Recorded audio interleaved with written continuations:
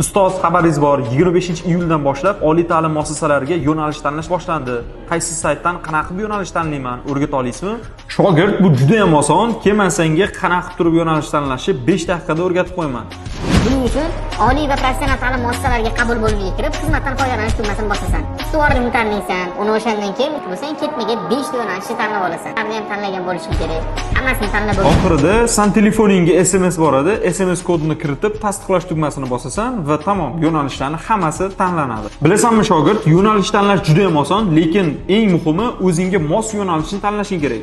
Buning uchun o'tgan yilgi ballarni statistikasi bilan kirish ballingni tekshirib ko'rishing kerak. Buning uchun Play Marketdan qayqi ilovasini yuklab olasan. Ilovadan kirish ballari bo'limiga o'tasan. Imtihon topshirgan birinchi faningni va ikkinchi faningni mos ravishda tanlaysan. Pastdan imtihonda to'plagan ballingni kiritasan. Tilni tanlaysan va qidirish tugmasini bosasan. Tamom, qarab turibsanki, sen nechta universitetga topshira olsang, ilova barchasini ro'yxatini chiqarib beradi. Endi o'zing tanlagan universitetni ustiga bosib, qaysi yo'nalishga grantga, kontraktga yoki umuman kira olmaganingni bilib olishing mumkin. To'plagan ballingizni o'tgan yilgi kirish statistikalari bilan solishtirgandan so'ng, ana endi o'zingizga mos yo'nalishni tanlasangiz bo'ladi. Yo'nalishni tanlash videosini havolasini kommentariyada yozib qoldiramiz. Videoni esa imtihon topshirib chiqqan do'stingizga yuborib qo'ying.